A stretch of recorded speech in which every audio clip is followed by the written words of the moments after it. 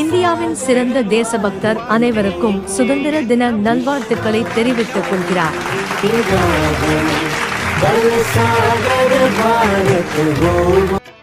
வந்தாலே வரவில் வைப்போம், விட்டு போனா செலவில் வைப்போம், வேண்டாத பாரம் எல்லாம் ஏன் தாங்கணும்?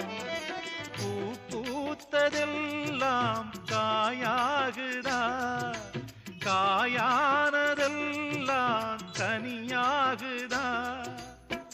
இதுக்காக வாடலாமா? அதனால பாடுறேன். என் ஊரு மதுரை பக்கம் ஏன் வரும்போதே தெரியணும்